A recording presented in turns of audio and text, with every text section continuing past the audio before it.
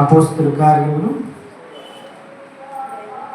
11వ అధ్యాయం. అపోస్తలుల కార్యములు 11వ అధ్యాయం 11వ అధ్యాయం మొదటి వచనం నుంచి చూద్దాం. అన్యజనులు దేవుని వాక్యం అంగీకరించరని అపోస్తలులను యోదయ ఎంతంతట ఉన్న సహోదరులను వినిరి. చూడండి ఒకసారి. అన్యజనులు దేవుని వాక్యం అంగీకరించరని ఏం చేస్తారంట?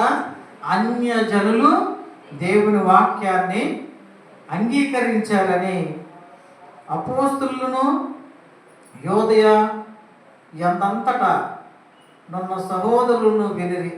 అంటే ఆ యోదయ ప్రాంతంలో ఉన్న ప్రతి ఒక్కరు కూడా ఏమన్నారంట? అన్యజనులు సువార్తను అంగీకరించారు. దేవునికి స్తోత్రం, హల్లెలూయా. దేవుని జనాంగము కాని జనాంగము, దేవుని సొత్తు అనిపించుకోని జనాంగము, దేవునికి అయిష్టముగా జీవించే జనాంగము నుండి కూడా ఇష్టలుగా మారే పరిస్థితికి నేడు వాక్యము అందించబడుచు ఉన్నది. ఆనాడు కూడా అదే జరిగింది. ఇక్కడ అన్యజనులు దేవుణ్ణి వాక్యం అంగీకరించిరని అపోస్తలులను యోదయ ఎందంతటనున్న సహోదరులను వినిరి. పేతురు యెరూషలేముకు వచ్చినప్పుడు సున్నతి పొందిన వారు, నీవు సున్నతి పొందిన వారి వద్దకు పోయి వారితో కూడా భోజనం చేస్తామని అతనితో వాదము పెట్టుకున్నాడు. ఎందు గురించి వాదం పెట్టుకున్నారు అంటే, పేతురు ఏం చేశాడు? యూదులు కానటువంటి వారికి, యూదేతరులకి వాక్యాన్ని అందించారు. ఎవరికి అందించారు అంటే, కొర్నేలి దగ్గరికి పోయినా పేతురు గారు వెళ్ళటం జరిగింది. కొర్నేలి దగ్గరికి వెళ్ళినప్పుడు కొర్నేలి గారు ఏం చేశారు? అధికారి అయి ఉన్నప్పటికీ కూడా దేవుని యందు భయము భక్తి కలిగిన వాడు కనుక అక్కడ అనేకుల్ని పేతురు గారు వచ్చేటప్పటికి సమకూర్చాడు. ఆ సమకూర్చబడిన వారందరూ కూడా ఏం చేపట్టారో వాక్యం విన్నారు. వారందరూ అన్యులే. వారి దగ్గరికి వెళ్ళి వాక్యాన్ని అందించినందుకు ఇక్కడ యూదులు ఏమంటున్నారంటే, సున్నతి పొందిన వారి దగ్గరికి వెళ్ళి వాక్యము చెప్పటం ఏమిటి? సున్నతి పొందిన వారితో కలిసి నువ్వు కూర్చుని భోజనం చేయటం ఏంటి అని చెప్పి వాదము పెట్టుకోవడం జరిగింది. ఎవరితో వాదం పెట్టుకుంటున్నారు? 3వ వచనం చూడండి. 3వ వచనం, నీవు సున్నతి పొందిన వారి యొద్దకు పోయి వారితో కూడా భోజనం చేస్తావని అతనితో వాదం పెట్టుకుని. అందుకు పేతురు మొదటి నుండి వరుసగా వారికి ఆ సంగతి ఇలాగ వివరించి చెప్పాడు. ఎక్కడికి చెప్తాడంట? మొదట నుండి చెప్తున్నాడంట.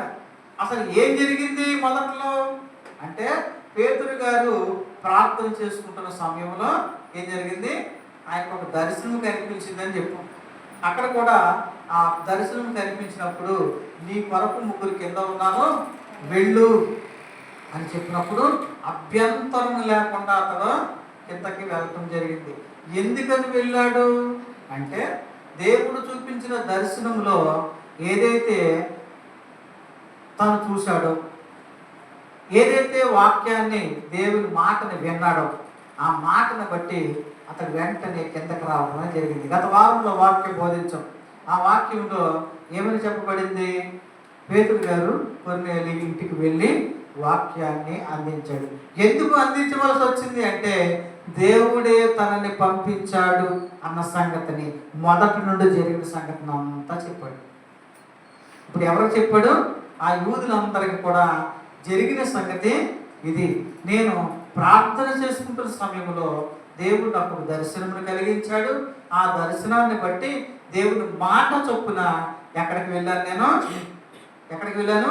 అన్యజనుల దగ్గరికి వెళ్ళటం జరిగింది అన్న సంగతిని, మొదటి నుంచి జరిగిన సంగతిని అంతటిని వారికి వివరించాడు. 5వ వచనం చూడండి. ఇక్కడ ఏమని చెప్తున్నాడంటే, నేను ఎక్కడ మొదట ఎప్పేలో ఉన్నానో అక్కడ ప్రారంభించి ఇక్కడ మనకి 11వ వచనం వచ్చేటప్పటికి అతడు ఏమేమి చేశాడు అనే విషయాన్ని స్పష్టంగా, అంటే ఇంత ముందు జరిగిన సంగతులన్నింటినీ కూడా చెప్పాడు. కొర్నేలి దగ్గరికి ఇంటికి వెళ్ళటం, అక్కడ ప్రార్థన చేసినప్పుడు 13వ వచనం చూడండి. అప్పుడు అతడు నీవు ఎప్పేకు మనుషులను పంపి పేతురును మారు పేరు గల సీమోను పిలిపించుము అని పిలవటం ద్వారా అతనికి కలిగిన దర్శనం బట్టి, నాకు కలిగిన దర్శనం బట్టి దేవుని మాట చొప్పున ఎక్కడికి వెళ్ళాను? కొర్నేలి ఇంటికి వెళ్ళడం జరిగింది. ఇంటికి వెళ్ళిన తర్వాత ఏం జరిగింది? అక్కడ 14 వచనం చూడండి. నీవును నీ ఇంటి వారందరూ ఏ మాటల వలన రక్షణ పొందుతురో ఆ మాటలు అతను నీతో చెప్పినని. చూడండి, కొర్నేలికి కలిగిన దర్శనం ఏంటంట? ఎవరు కలిగింది? నీవు నీ ఇంటి వారందరూ కూడా, నీవును నీ ఇంటి వారందరూ కూడా ఏం చేయాలంట? ఎవరైతే రక్షణ మాటలు చెప్తున్నారో, రక్షణను గురించి స్వార్థ చెప్తారో, అతను ఏ మాట చెప్పితే ఆ మాటని మీరు ఏం చేయాలి? అంగీకరించమని కలిగిన దర్శనాన్ని బట్టి పేతురు గారు అక్కడికి వెళ్ళటం జరిగింది. ఈ సంగతులన్నీ మొదటి నుంచి జరిగిన సంగతులన్నిటిని గురించి వివరిస్తూ ఉన్నాడు. 15వ వచనం చూడండి ఒకసారి. ఎక్కడ?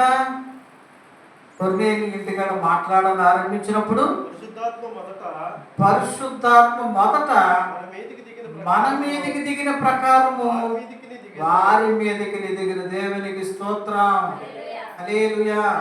ఇప్పటి వరకు ఏమనుకుంటున్నారు? పరిశుద్ధాత్మ మన మీదకి మాత్రమే దిగుద్దని అనుకున్నాం. కానీ మొదట, అంటే ఎప్పుడు జరిగింది? మొదట పరిశుద్ధాత్మ ఎప్పుడు జరిగింది? మేడగదులు ప్రార్థన చేస్తూ ఉన్నప్పుడు పరిశుద్ధాత్మ అక్కడ ఉన్న వారందరి మీదకి రావటం జరిగింది. అక్కడ ఉన్న వారందరికి పరిశుద్ధాత్మ రావటం ద్వారా వారు అన్య భాషలు మాట్లాడారు. దేవునికి స్తోత్రం. ఇక్కడ కూడా ఇది రెండో అనుభవంగా ఉంది పేతురు గారికి. ఎలాంటి అనుభవం? రెండో అనుభవం. మొదట మేడగదిలో వాక్యాన్ని బోధిస్తున్న సందర్భం తర్వాత వారందరూ కూడా పరిశుద్ధాత్మ చేత నింపబడ్డారు. ఇక్కడ మరలా కొర్నేలి ఇంటి దగ్గర, కొర్నేలి ఇల్లు ఎలాంటి ఇల్లు? అన్యులు కూడి ఉన్న ఇల్లు. కొర్నేలి భక్తిపరుడే, వారందరూ కూడా అన్యులే. ఇక్కడ జరిగిన సత్యాన్ని గమనిస్తే అప్పుడు పేతురు గారు స్పష్టంగా చెప్తున్నాడు అన్నమాట. ఏమని చెప్తాడంటే, మొదట మన మీదకి దిగి వచ్చిన ప్రకారము వారి మీదకి నీ దిగిను. దేవునికి స్తోత్రం. ఇక్కడ అర్థం ఏంటంటే, దేవుని దృష్టిలో అందరూ సమానులే. దేవుని దృష్టిలో అందరూ కూడా సమానులే అన్న సత్యాన్ని దేవుని వాక్యము తెలియజేస్తుంది. 16వ వచనం చూస్తే, అప్పుడు యోహాను నీళ్లలో బాప్తిసం ఇచ్చెను గాని మీరు పరిశుద్ధాత్మలో బాప్తిసం పొందుదురని ప్రభువు చెప్పిన మాట నేను జ్ఞాపకం చేసుకుంటుని. యోహాను నీళ్లలో బాప్తిసం ఇచ్చాడు, కానీ అక్కడ చదవండి, మరొకసారి చదవండి మాట. అప్పుడు యోహాను నీళ్లతో బాప్తిసం ఇచ్చెను గాని మీరు పరిశుద్ధాత్మలో బాప్తిసం పొందుదురని ప్రభువు చెప్పిన మాట నేను జ్ఞాపకం చేసుకుంటుని. ఎందుకు జ్ఞాపకం చేసుకోవాల్సి వచ్చిందంటే, మొదట తన మీదకి యూదులందరూ కూడుకున్నప్పుడు ఆ మేడగదిలో పరిశుద్ధాత్మ, పెంతెకొస్తు పండగ జరిగిన పరిశుద్ధాత్మ ఏ రీతిగా దిగి వచ్చిందో అదే రీతిగా ఇక్కడ కూడా దిగి వచ్చింది. ఈ దిగి వచ్చిన తర్వాత పేతురు గారికి ఎవరి మాట గుర్తొచ్చింది? ప్రభువు చెప్పిన మాట గుర్తొచ్చింది. ప్రభువుని జ్ఞాపకం చేసుకుంటున్నాడు ఇక్కడ. కాబట్టి ప్రభువైన యేసుక్రీస్తు నందు విశ్వాసం ఉంచిన మనకు అనుగ్రహించినట్లు దేవుడు వారికి కూడా, చూడండి ఎలాంటి వరం అంట? సమాన వరము అనుగ్రహించి ఉండగా దేవుని అడ్డగించుటకు నేను ఏ పాటి వాడనని చెప్పాను. దేవునికి స్తోత్రం. దేవుడే ఏం చేస్తున్నాడు? నీ మీద నా మీద సమానమైన వరాలు కురిపించాలని ఆశపడుతున్నాడు.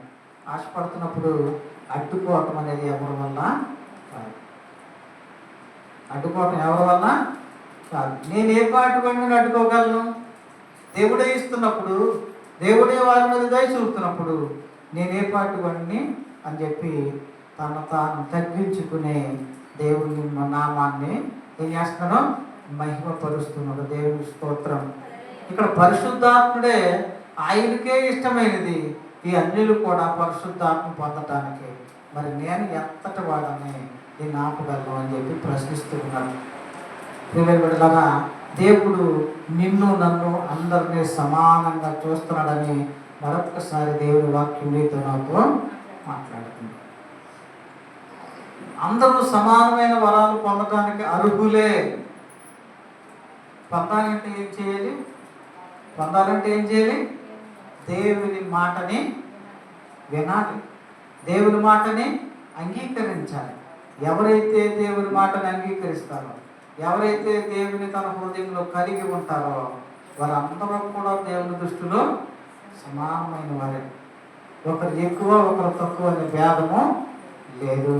అంటే దేవుడు అన్యుల్ని యూదుల్ని అందరినీ కూడా, యూదులని గ్రీకు దేశస్తులని భేదము లేదు. అందరూ కూడా క్రీస్తునందు సమానులే. అందరూ కూడా బాప్తిసం పొందటానికి అర్హులే.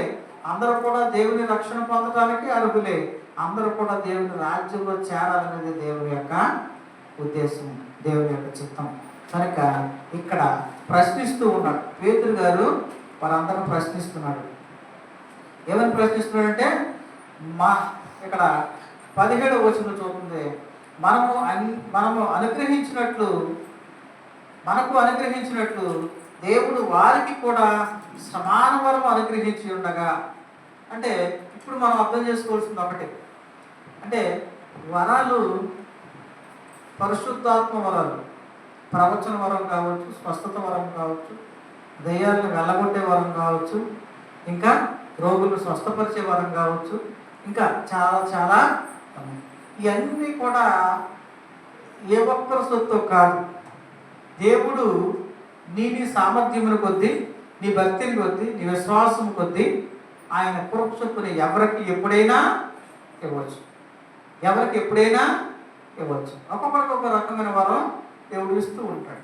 కృపావరాలు అనేక రకంగా ఉన్నాయి. వాటిలో దేవునికి ఇష్టమైన వారికి ఇస్తాడు. అట్లా అడ్డుకోవటం నీ పని నా పని ఎన్నడూ కాదు.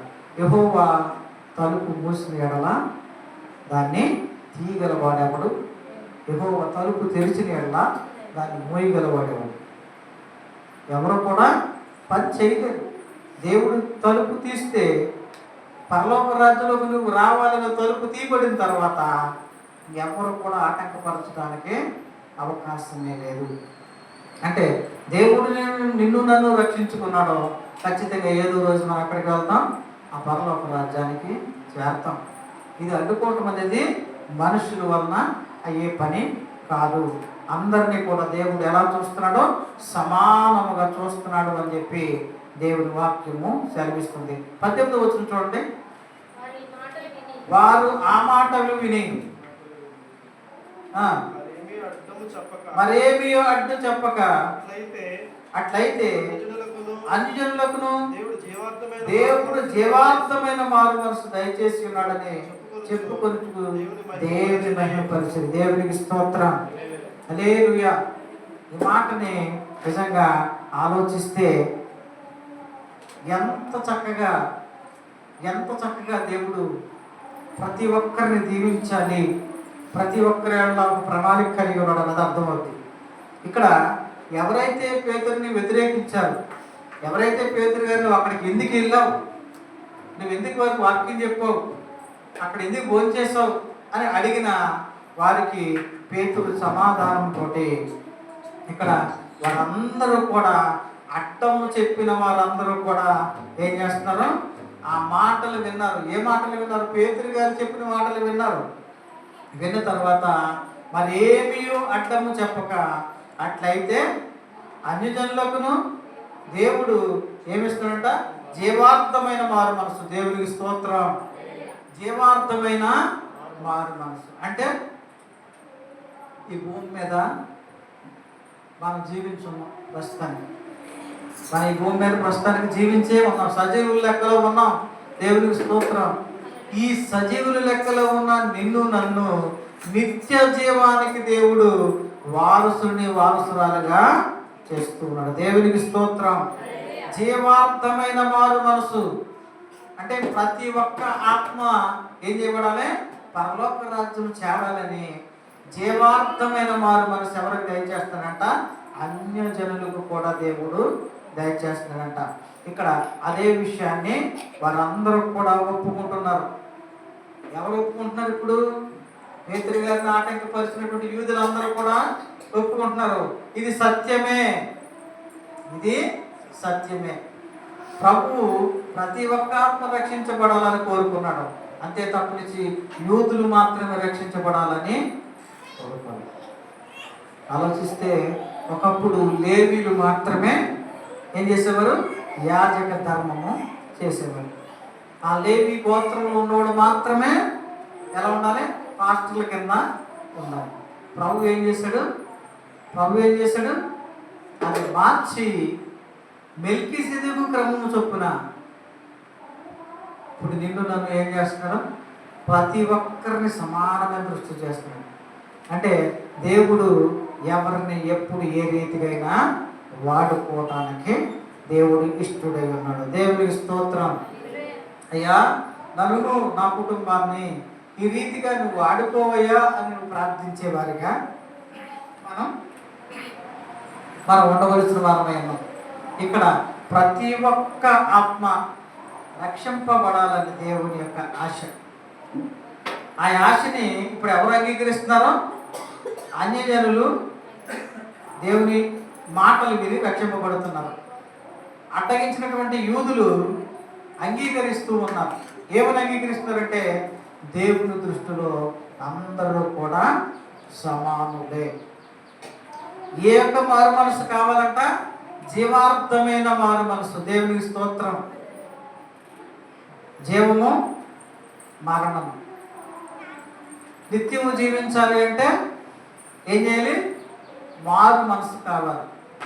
నిత్యము జీవించాలంటే మారు మనసు కావాలి.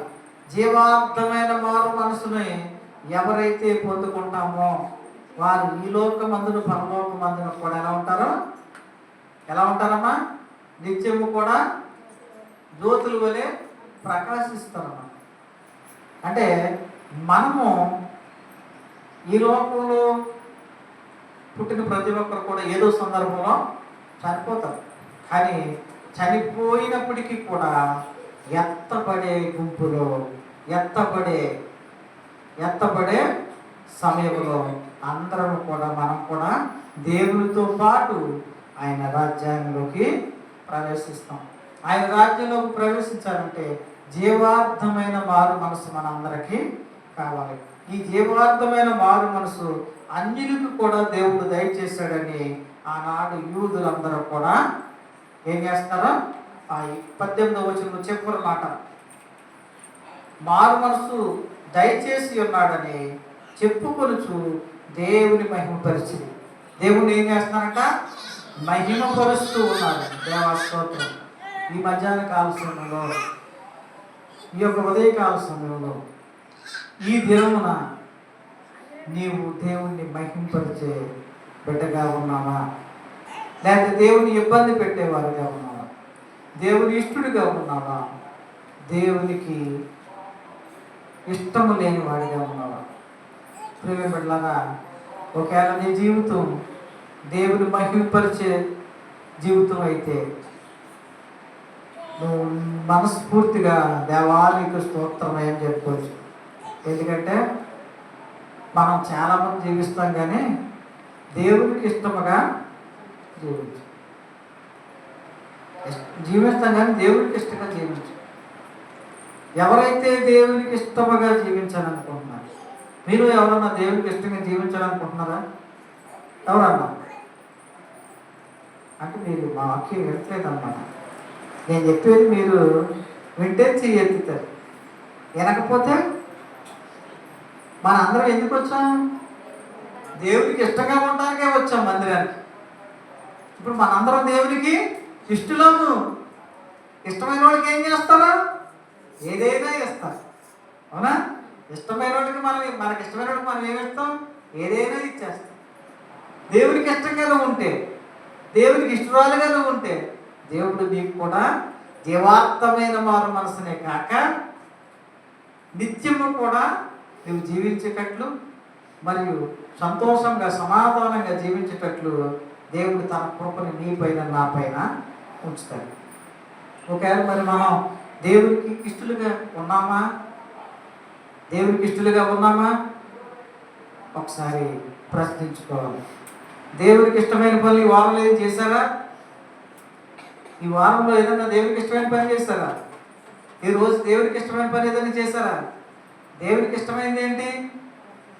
నీకు ఇష్టమైనది కావాలి దేవునికి, బలి అర్పణ కోరలేడు దేవుడు, బలి అర్పణ కోరలేడు దేవుడు. ప్రభు మనసు తెలుసుకో, వాక్యాన్ని చదువుకో, నీకు ఇష్టమైనది కావాలి దేవునికి, బలి అర్పణ కోరలేడు దేవుడు,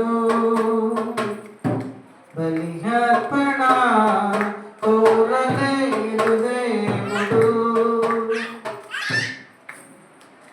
కయ్యాను అర్పణ తెచ్చాడు దేవునికి, హేబెలు అర్పణ నచ్చింది దేవునికి.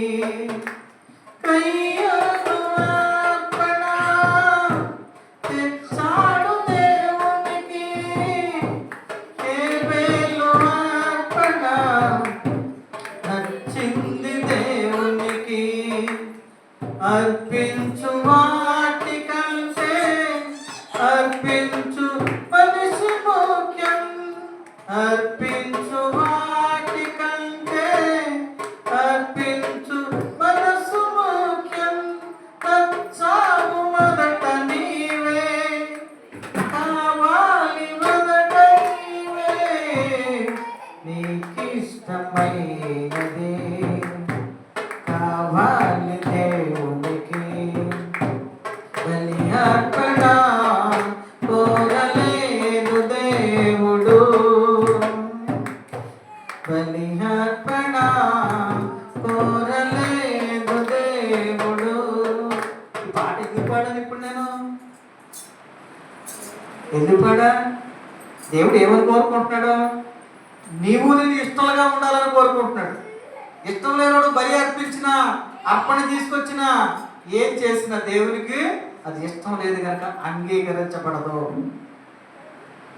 కానీ నువ్వు ఇష్టడుగా ఇష్టరాలుగా ఉంటే నువ్వే పని చేసినా, అంటే దేవుడికి ఇష్టముగా ఏ పని చేసినా దేవుడు ఖచ్చితంగా నిన్ను నీ కుటుంబాన్ని దీవిస్తాడు. నీ కుటుంబంలో ఉన్న అవసరాలను దేవుడి నామంలో తీరుస్తాడు. నీకున్నటువంటి రోగాన్ని, నీకున్న బలహీనతని, నీకున్న ఇబ్బందిని దేవుడు తొలగిస్తాడు. అంటే మనము ఇప్పుడు ఏం చేయాలి? జీవార్థమైన మారు మనసును మనము కూడా కలిగి ఉండాలి. మనము కూడా జీవించాలి. అంటే ఇప్పుడు జీవించట్లేదా అనుకుంటారు. భూమి మీద ఉన్న అందరూ జీవించే ఉన్నారు ప్రస్తుతానికి, కానీ ఏ జీవం కలిగి లేదు. వారిలో జీవార్థమైన మారు మనసు వారికి లేదు. కానీ దేవుడు ఏమంటాడంటే, నీవు నేను కూడా నిత్యము జీవించులాగిన ఈ లోకమందే కాదు పరలోకమందు కూడా జీవించేటట్లు మనం ఏం చేయాలి? మారు మనసుకు దగ్గర జీవితాన్ని జీవించాలి. దేవునికి ఇష్టరాలుగా ఉన్నామా లేదా? దేవుని ఈ రోజు నువ్వు మహిమపరిచావా? దేవుని వాక్యం ఏం చెప్తుంది? వారు మరింతగా ఏం చేశారంట? దగ్గరగా సంతోషముగా దేవుని మహిమపరిచారు. మరి నువ్వు దేవుని మహిమపరిచే వారిగా ఉన్నావా? నువ్వు దేవుని మహిమపరుస్తున్నావా లేదా? ఉదయాన్నే లేచి దేవునికి నువ్వు ప్రార్థన చేసుకున్నావా? నీ కోసమే ప్రార్థన చేసుకున్నావా? ఇతరుల కోసం కూడా ప్రార్థన చేస్తావా? ఒకవేళ నీ సంఘంలో ఉన్న ఇబ్బందుల గురించి, నీ సంఘంలో ఉన్న అవసరాల కొరకు, నీ సంఘంలో ఉన్న బిడ్డలందరి కొరకు ప్రార్థించావా లేదా? లేదయ్యా నా కోసమే ప్రార్థన చేసుకున్నా అంటే ఇక నుంచి ఏం చెయ్యి? ఇతరుల కోసం ప్రార్థించడం అలవాటు చేసుకో. మన అందరం దేవుని మహిమపరచాలి. దేవుని మహిమ కలగాలంటే ఏం చేయాలి? మన క్రియలను బట్టి, మన యొక్క పరిస్థితిని బట్టి, స్థితిని బట్టి దేవుని ఏం చేయాలి? నిత్యము కూడా ఆరాధిస్తూ, సూచిస్తూ, మహిమపరుస్తూ ఉండాలి. అంటే మన పనుల్లో కూడా దేవునికి ఏం కలగాలి? మహిమ కలగాలి. అంటే ఆయనకి ఇష్టరాలుగా మనం జీవించాలి. మరి ఎవరన్నా జీవిస్తున్నారా? ఆయనకి ఇష్టం లేని పనులు చేస్తే ఏం చేయాలంటే అయ్యా మమ్మల్ని మన్నించని అడగాలి. ఒకవేళ ఆయనకి ఇష్టమైన పనులు చేస్తే అయ్యా నేను ఇంకా నీకు ఇష్టమైన పనులు చేసేటట్టు.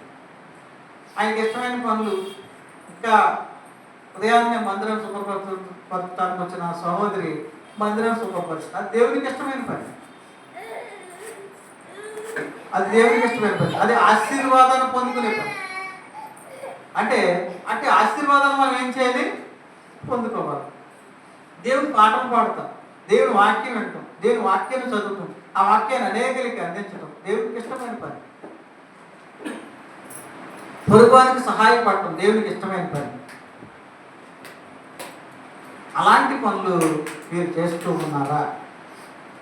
ఒకవేళ చేస్తే మంచిది, చేయకపోతే ఇక్కడి నుంచి ఏం చేయండి?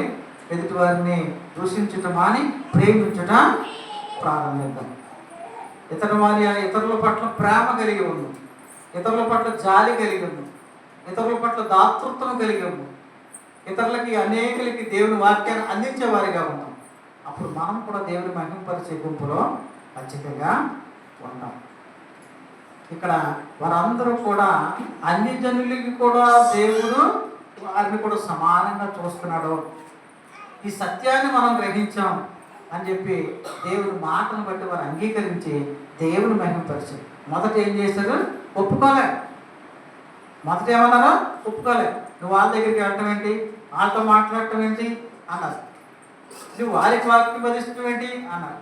తర్వాత ఏమంటున్నారో దేవుడే పంపించాడు, దేవుడే అందరికి సమానంగా ఏం చేస్తున్నాడో అవకాశం ఇస్తున్నాడు అని తెలుసుకున్న తర్వాత ఒప్పుకోనటువంటి వారికి కూడా ఏం చేస్తారో ఒప్పుకుంటూ ఉన్నారు. దేవుడు చెప్పిన తర్వాత మనం ఏం చేయకూడదు? కాదని అనకూడదు అన్న విషయాన్ని పేతురు అనుభవం ద్వారా తెలుసుకున్నాడు. పేతురు కలిగిన దర్శనంలో దేవుడు ఒకటి చెప్తే పేతురు మరొకటి తెలిసాడు. కానీ తర్వాత పేతురు గారు తాను సరిదిద్దుకున్నాడు.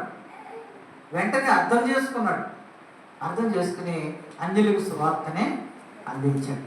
ప్రియపడినారా, నీ వలన నా వలన ఎవరికైనా ఒకరికి సువార్త అందించగలిగితే, సువార్తను నువ్వు తెలియజేయగలిగితే, నీ యొక్క స్థితిని బట్టి ఫలానా వ్యక్తి ఒకప్పుడు ఇలా ఉండవురా, కానీ దేవుడు నమ్ముకున్నాడంట, ఇలా మారాడురా అని చెప్పుకోగలిగేది ఉంటే నిన్ను బట్టి అనేకులు మారుతారు. అది దేవునికి ఇష్టమైనది. అలాంటి దేవునికి ఇష్టమైన పనులు ఎవరైతే చేస్తారో వారి విషయంలో దేవుడు ప్రత్యేకమైన శ్రద్ధ కలిగి ఉంటాడు.